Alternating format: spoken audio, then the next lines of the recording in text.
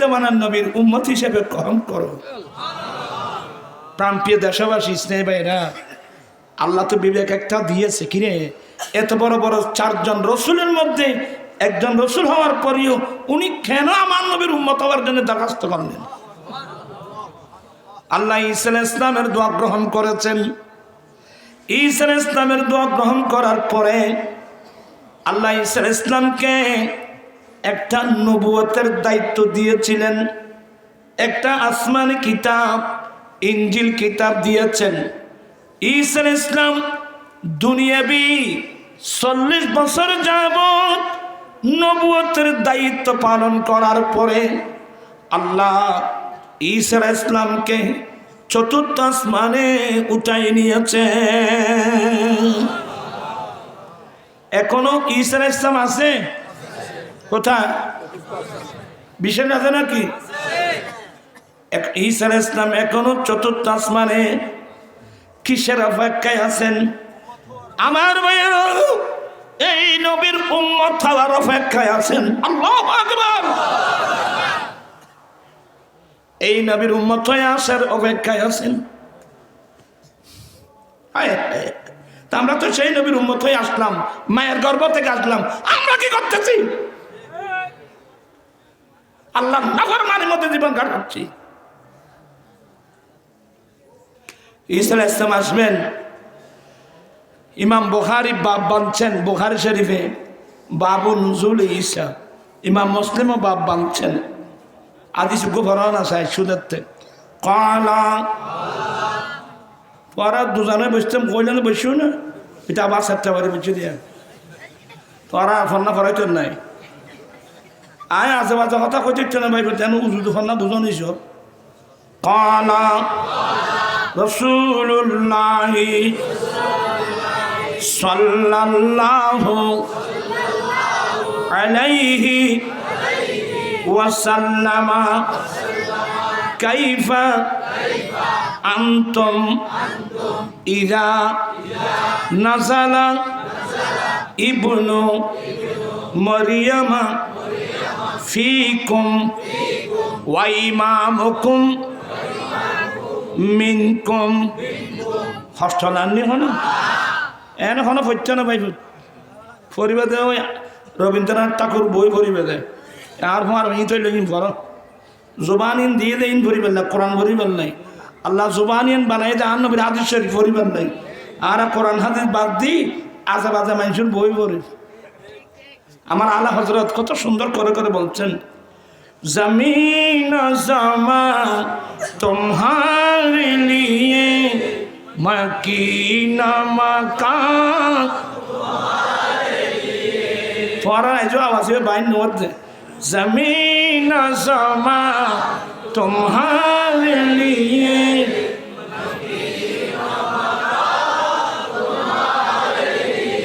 चुनी न चुना तुम्हारे लिए बने दो जहां तुम्हारे लिए। दहन में जुबान तुम्हारे लिए, बदन में ही जान तुम्हारे लिए।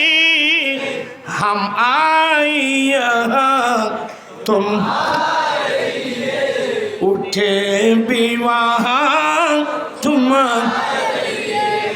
या রাসূলুল্লাহ, আল্লাহ আমাকে মুখ দিয়েছেন, জবান দিয়েছেন, ভাষা দিয়েছেন আপনি নবীর জন্যে, আপনার কলমা পড়ার জন্যে, আপনার গুণগান করার জন্যে। আল্লাহ দেহের মধ্যে প্রাণ দিয়েছেন আপনি রসুলের জন্যে। আসলে আমাদের দুঃখনীয় বিষয়, আমরা কোরআনও তেলাওয়াত করি না, আমার দয়াল নবীর হাদিস শরীফ আমরা তেলাওয়াত করি না। একটু কষ্ট দিলাম আর কি। আমার মুখে মুখে যে পড়ছেন, আপনার আমল নামায় তা রেকর্ড হয়ে গেছে, কিয়ামতের মাঠে একটা বিরাট কাজে আসবে। আল্লাহর নবী বলেন, কাইফা আনতুম ইযা নাযালা ইবনু মারইয়ামা ফীকুম। উম্মত, সেদিন তোমাদের মর্যাদা কত বড় হবে, যেদিন মরিয়ামের ছেলে ঈসা আসমান থেকে জমিনে আসবে। ওয়া ইমামুকুম মিনকুম, ইমাম হবে তো তোমাদের মধ্য থেকে। উম্মত তোমরা বলো সেদিন তোমাদের মর্যাদা কত বড় হবে, যেদিন মরিয়মের ছেলে ঈসা চতুর্থ আসমান থেকে জমিনে আসবে, কিন্তু ইমাম হবে তো তোমাদের মধ্য থেকে। বলো তো সেদিন তোমাদের মর্যাদা কত বড় হবে। এ হাদিসের ব্যাখ্যা হলো ঈসা আলাইহিস সালাম তশরীফ আনবেন সিরিয়ার রাজধানী দামেস্কের জামে মসজিদে। কোথায়? সিরিয়ার রাজধানী দামেস্কের জামে মসজিদে। সিরিয়া বুঝেন? আমার নবী বলেন সিরিয়া থেকে 40 জন আবদাল হবে। আউলিয়া ইকরামের একটা ডিপার্টমেন্ট আছে, সেই ডিপার্টমেন্টের হেড হলো কুতুবুল আকতাব গৌসুল আজম মাহবুবে সুবহানি আশকেজদানি পীর লাসানি পীর মীর মুহিউদ্দিন হযরত আব্দুল কাদের জিলানি গিলানি রহমাতুল্লাহ আলাইহি, যার নামে এই গৌসিয়া কমিটি। কথা বুঝেন? ইনি হলেন একেবারে 356 জন ওলির ডিপার্টমেন্টের একেবারে হেড হলো, ওনার নাম কুতুবুল আকতাব ওয়াহুয়াল গাউস, তাকে গৌস বলা হয়। আল্লামা জালালউদ্দিন সুয়ুতী রহমাতুল্লাহ আলাইহি তার বিখ্যাত কিতাব আল হাবিলিল ফাতোয়ার মধ্যে নকল করেছেন। আল্লামা ইবনে আবিদিন শামী ওনার বিখ্যাত কিতাব রাসায়েলে ইবনে আবিদিনের মধ্যে নকল করেছেন। এগুলো বলতে গেলে অনেক কথা এসে যাবে। বলতে চাচ্ছিলাম ঈসা আলাইহিস সালাম চতুর্থ আসমান থেকে তশরীফ আনবেন সিরিয়ার রাজধানী দামেস্কের জামে মসজিদে ফাজরের জামাতের সময়। কোন সময়? তো আর গত আজ এ ফাজরের জামাত থোড়া আসিলে কয়েকজন আসিলে, অধিকাংশ মানুষ সরে। তোরা ফল খড়া আসিলি একটা ওয়াজ খারাপ করতেন পাইব, তার বুঝে পারছে। আমি কাউকে লজ্জা দেব না, এটা আমার অভ্যাস নেই, তবে নিজে নিজে লজ্জিত হবেন। হ্যাঁ, এই এতগুলো বয়স, 40 বছর বয়স, 50 বছর বয়স আমি কোথায় কাটিয়ে দিলাম? নিজের চিন্তা নিজে করুন বাবু। ফজরের জামাতে আসবেন ঈসা আলাইহিস সালাম ফজরের জামাতে, যে সময় ইমামতির মুসাল্লায় থাকবেন ইমাম মাহাদি। ইমাম মাহাদি আলাইহিস সালাম ইনি আমার নবীর বংশধর, আমার নবীর বংশ দিয়ে আসবেন ইমাম মাহাদি। ইমাম মাহাদি হলেন এই উম্মতের লাস্ট গৌসুল আজম। এই ইমাম মাহাদি আসার আগ পর্যন্ত গৌসিয়তের কুবরার দায়িত্ব গৌসে পাকের মাথার উপর থাকবে।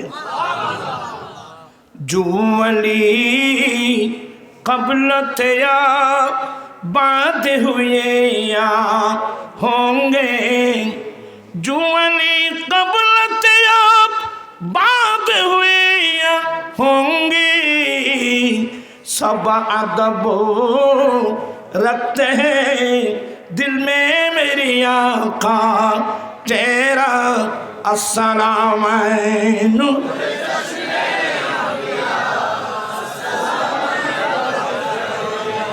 सूरज अगलों की चमक ते चमक कर डूबे, सूरज अगलों के चमक ते चमक कर डूबे, उफ़क़े नूर पे मेरे हमेशा तेरा अस्सलाम है।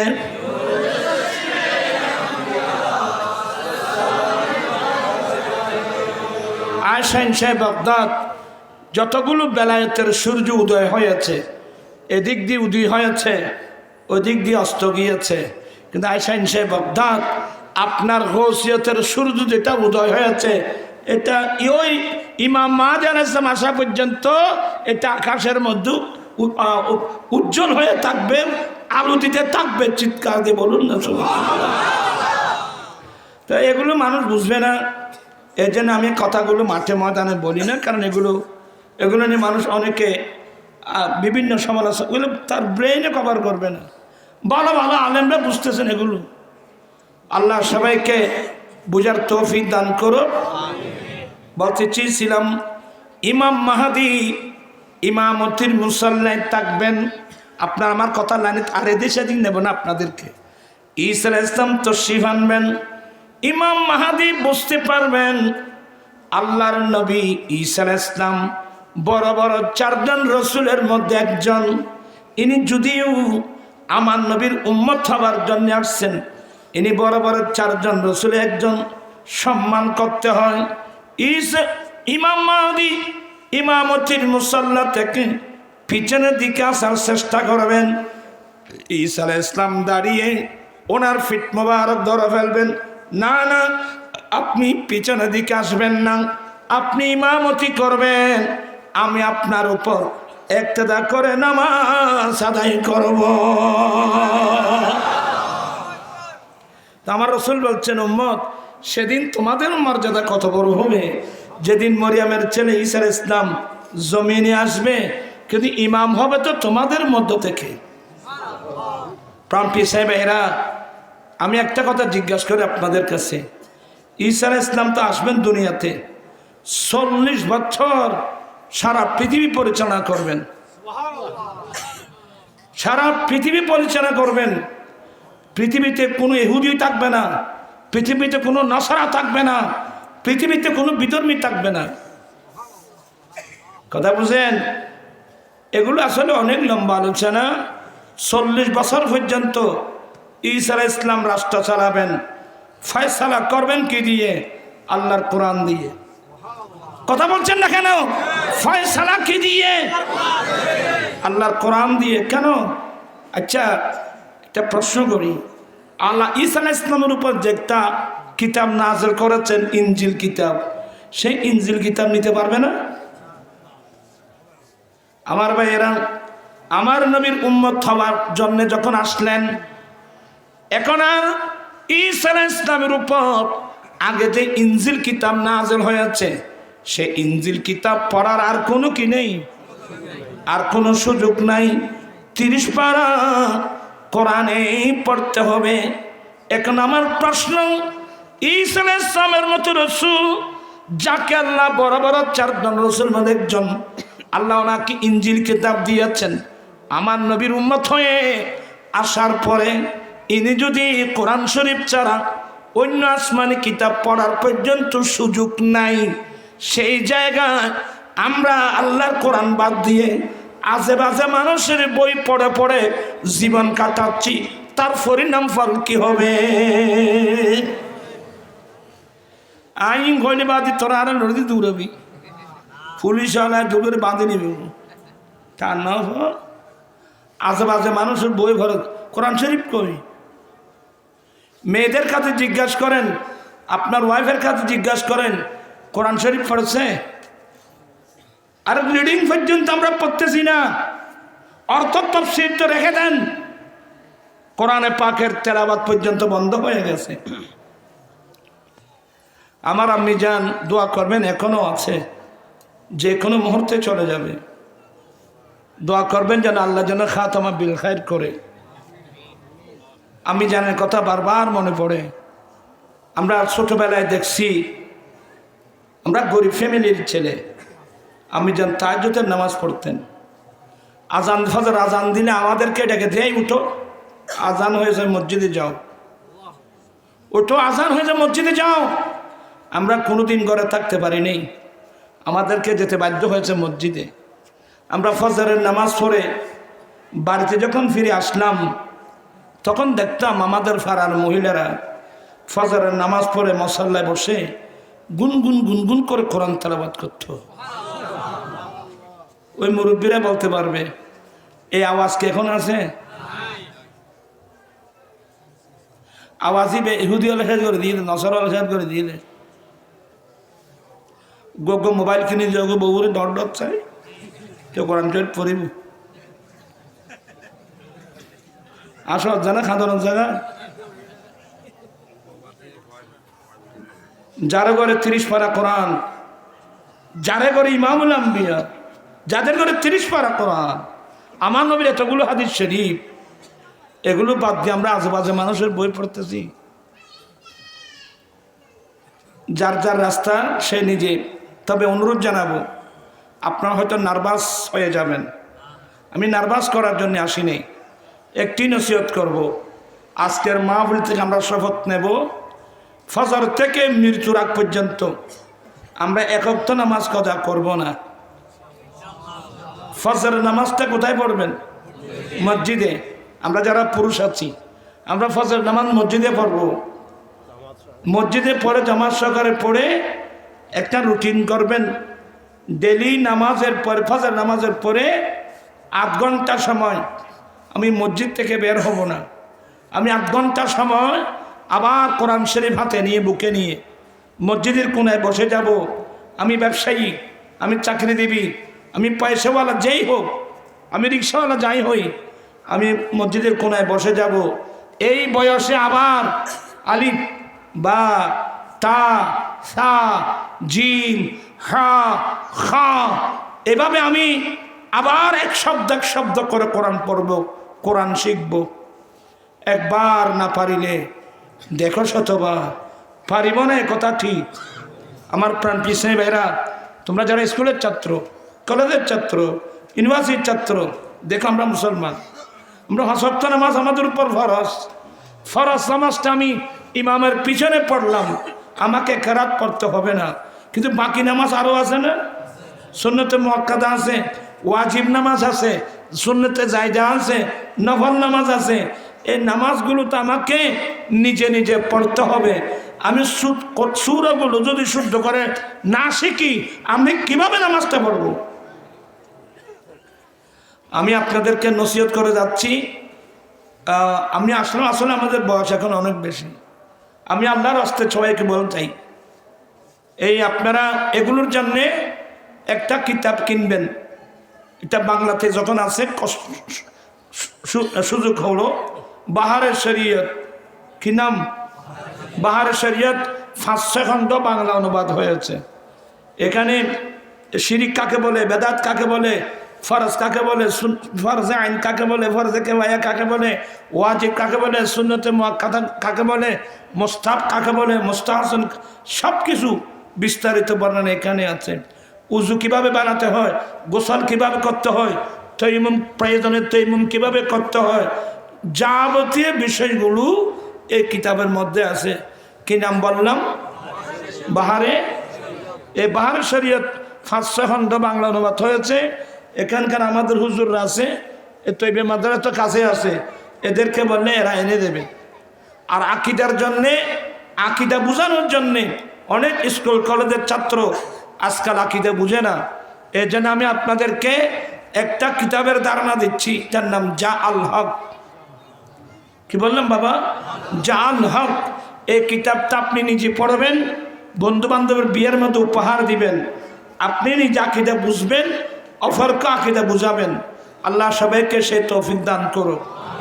আর আপনি যদি শিক্ষিত হন, ইংরেজি শিক্ষিত হন, আমার নবীর প্রত্যেকটা সুন্নত বিজ্ঞানসম্মত কিনা এটা জানতে হলে আরেকটা বই নেবেন, বৈজ্ঞানিক মুহাম্মদ সাল্লাল্লাহু সাল্লাম, ভলিউম নম্বর 1, 2, 3, 4।